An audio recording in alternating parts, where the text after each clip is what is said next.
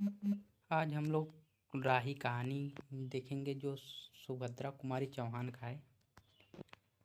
सुभद्रा कुमारी चौहान का जन्म 16 अगस्त 1904 ईस्वी को नाग पंचमी के दिन इलाहाबाद के निकट निहालपुर नामक गांव में राम सिंह नाथ के जमींदार परिवार में हुआ था। ये हिंदी की सुप्रसिद्ध कवित्री, लेखिका और स्वतंत्र सेनानी थी। इनकी कहानी संग्रह है बिखरे मोती 1932 ईस्वी, 15 कहानियों का संग्रह है।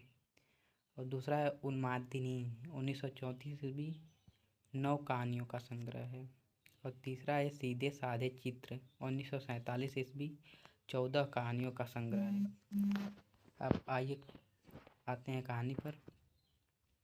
भीख मांगने वाली मांगरेरी जाति की स्त्री राही की कहानी, जो भीख न मिलने पर चोरी करती है, आरोप में जेल में डाल दिया जाता है। इस कहानी का उद्देश्य यही बताता है कि हमें सच्चा सत्याग्रह, सच्चा स्वराज्य तभी मिलेगा जब हम गरीबों के कष्टों का निवारण करेंगे। पात्र है राही और अनीता। तेरा नाम क्या है? कहानी शुरू होती है। तेरा नाम क्या है? राही। तुझे किस अपराध में सजा हुई है? चोरी की थी सरकार। चोरी? क्या चुराया था? अनाज की गठरी। कितना अनाज था? होगा 5-6 सेर। और सजा कितने दिन की है? साल भर की। तो तूने चोरी क्यों की? मजदूरी करती, तब भी तो दिन भर में 3-4 आने में पैसे मिल जाते हैं। हमें मजदूरी नहीं मिलती सरकार, हमारी जाति मांगरोरी है, हम केवल मांगते खाते हैं। और भीख न मिले तो फिर चोरी करते हैं। उस दिन घर में खाने को नहीं था, बच्चे भूखे तड़प रहे थे। बाजार में बहुत देर तक मांगा, बोझा ढोने के लिए कटोरा लेकर भी बैठी रही, पर कुछ न मिला। सामने किसी का बच्चा रो रहा था, उसे देखकर मुझे अपने बच्चों की याद आ गई। वहीं फिर किसी की नाज की गठरी रखी हुई थी, उसे लेकर भाग गई थी कि पुलिस वाले ने पकड़ लिया। अनीता ने एक डंठी सांस ली। वो बोली, फिर तूने कहा नहीं कि बच्चे भूखे थे इसलिए चोरी की? संभव है कि इस बात से मजिस्ट्रेट कम सजा देता, हम गरीबों की कौन सुनता। सरकार, बच्चे आए थे कचहरी में, मैंने सब कुछ कहा पर किसी ने नहीं सुना। राही ने कहा, अब तेरे बच्चे किसके पास है? उनका बाप है? अनीता ने पूछा। राही की आंखों में आंसू आ गए। वह बोली, उनका बाप मर गया सरकार, जेल में उसे मारा था और वही अस्पताल में वह मर गया। अब बच्चों का कोई नहीं है। तो तेरे बच्चों का बाप भी जेल में ही मरा? वह क्यों जेल आया था? अनीता ने प्रश्न किया। उसे तो बिना कसूर के ही पकड़ लिया था सरकार। राही ने कहा, ताड़ी पीने गया था, 2-4 दोस्त भाई उसके साथ थे। मेरे घर वालों का एक वक्त पुलिस वालों से झगड़ा हो गया था, उसी का बदला उसने लिया। 109 में उसका चालान करके साल भर की सजा दिला दी, वही मर गया। अनीता ने दीर्घ निश्वास के साथ कहा, अच्छा जा अपना काम कर। राही चली गई। अनीता सत्याग्रह करके जेल आई थी।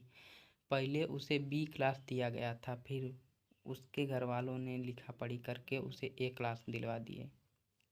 अनीता के सामने आज एक प्रश्न था। वह सोच रही थी कि देश की दरिद्रता और इन निरीह गरीबों के कष्टों को दूर करने का कोई उपाय नहीं है। हम सभी परमात्मा की संतान हैं, एक ही देश के निवासी हैं। कम से कम हम सबको खाने पहनने का समान अधिकार है ही। फिर यह क्या बात है कि कुछ लोग तो बहुत आराम से रहते हैं और कुछ लोग पेट पिता के कारण या सरकारी वकील के चातुर्यपूर्ण जिस तरह के कारण छोटे छोटे बच्चों की माताएं जेल भेज दी जाती है, उनके बच्चों भूखे मरने के लिए छोड़ दिए जाते हैं। एक ओर तो यह कैदी जो जेल आकर सचमुच जेल जीवन के कष्ट उठाती हैं, और दूसरी ओर हम लोग जो अपनी देशभक्ति और त्याग का ढिंढोरा पीटते हुए जेल आते हैं। हमें आम तौर से दूसरे कैदियों के मुकाबले में अच्छा बर्ताव मिलता है, फिर भी हमें संतोष नहीं होता। हम जेल आकर ए और बी क्लास के लिए झगड़ते रहते हैं। जेल आकर ही हम कौन सा बड़ा त्याग कर देते हैं। जेल में हमें कौन सा कष्ट रहता है सिवाय इसके कि हमारे माथे पर नेतृत्व की सील लग जाती है। हम बड़े अभिमान से कहते हैं यह हमारी चौथी जेल यात्रा है, यह हमारी 5वीं जेल यात्रा है, और अपनी जेल यात्रा के किस्से बार बार सुनाकर आत्मगौरव अनुभव करते हैं। तात्पर्य यह है कि हम जितने बार जेल आ चुके हैं उतनी ही सीढ़ी हम देशभक्ति और त्याग के दूसरे से ऊपर उठ जाते हैं, और इसके बाद बल पर जेल से छूटने के बाद कांग्रेस को राजकीय सत्ता मिलते ही हम मिनिस्टर, स्थानीय संस्थाओं में मेंबर और क्या क्या हो जाते हैं। अनीता सोच रही थी। कल तक जो खद्दर भी न पहनते थे, बात बात पर कांग्रेस का मजाक उड़ाते थे। कांग्रेस के हाथों में थोड़ी शक्ति आते ही वे कांग्रेस भक्त बन गए, खद्दर पहनने लगे, यहाँ तक कि जेल में भी दिखाई पड़ने लगे। वास्तव में यह देशभक्ति है या सत्ता भक्ति। अनीता के विचारों का तांता लगा हुआ था और दार्शनिक हो गई थी। उसे अनुभव हुआ जैसे कोई भीतर ही भीतर उसे काट रहा हो। अनीता की विचारावली अनीता को ही खाए जा रही थी। उसी बार बार यह लग रहा था कि उसकी देशभक्ति सच्ची देशभक्ति नहीं है वरन मजाक है। उसे आत्मग्लानि हुई और साथ ही साथ आत्मानुभूति भी। अनीता की आत्मा बोल उठी। वास्तव में सच्ची देशभक्ति तो इन गरीबों के कष्ट निवारण में है। ये कोई दूसरे नहीं, हमारी ही भारत माता की संतानें हैं। इन हजारों लाखों भूखे नंगे भाई बहनों की यदि हम कुछ भी सेवा कर सके, थोड़ा भी कष्ट निवारण कर सके, तो सचमुच हमने अपने देश की कुछ सेवा की। हमारा वास्तविक देश तो देहातों में ही है। किसानों की दुर्दशा से हम भी सभी थोड़े बहुत परिचित हैं, पर इन गरीबों के पास न घर है न द्वार। अशिक्षा और अज्ञान का इतना गहरा पर्दा इनकी आंखों पर है कि होश संभालते ही माता पुत्री और सास बहू की चोरी की शिक्षा देती है, और हमें उनका यह विश्वास है कि चोरी करना और भीख मांगना ही उनका काम है। इससे अच्छा जीवन बिताने की यह कल्पना ही नहीं कर सकते। आज यह डेरा डाल के रह रहे हैं तो कल दूसरी जगह चोरी की, बचे तो बचे, नहीं तो फिर 1-2 साल के लिए जेल। क्या मानव जीवन का यही लक्ष्य है भी अथवा नहीं? यदि नहीं है तो विचारादर्श की उच्च सतह पर टिके हुए हमारे जननायकों और युग पुरुषों की हमें क्या आवश्यकता है? इतिहास, दर्शन, ज्ञान विज्ञान का कोई अर्थ नहीं होता, पर जीवन का लक्ष्य अवश्य है। और संसार मृग मरीचिका में हम लक्ष्य को भूल जाते हैं। तह के ऊपर तक पहुँच पाने वाली कुछ एक महान आत्माओं को छोड़कर सारा जान समुदाय संसार में अपने को खोया हुआ पाया। कर्तव्य का उसे ध्यान नहीं, सत्याग्रह की समझ नहीं, अन्यथा मानवीयता से बढ़कर कौन सा धर्म है। पतित मानवता को जीवन दान देने की अपेक्षा की कोई महत्वपूर्ण है राही जैसी भोली भाली किंतु गुमराह आत्माओं के कल्याण की साधना जीवन की साधना होनी चाहिए। सत्याग्रही की यह प्रथम प्रतिज्ञा क्यों न हो, देशभक्ति का यही मापदंड क्यों न बने।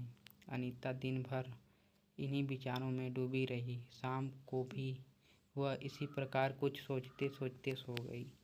रात में उसने सपना देखा कि जेल से छूटकर वह इन्हीं मांगरोली लोगों के गांव में पहुंच गई। वहां उसने एक छोटा सा आश्रम खोल दिया।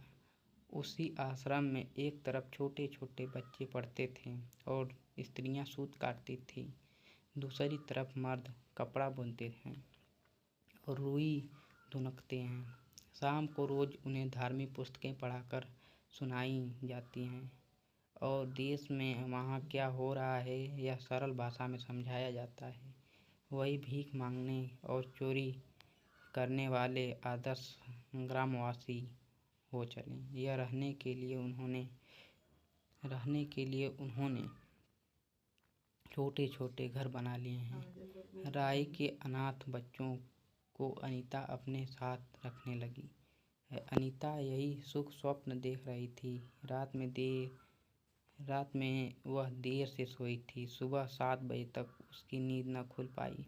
अचानक जेलर ने आकर उसे जगा दिया और बोली आप घर जाने के लिए तैयार हो जाइए, आपके पिता बीमार हैं, आप बिना शर्त छोड़ी जा रही हैं। अनीता अपने स्वप्न को सच्चाई में परिवर्तित करने की एक मधुर कल्पना ले घर चली।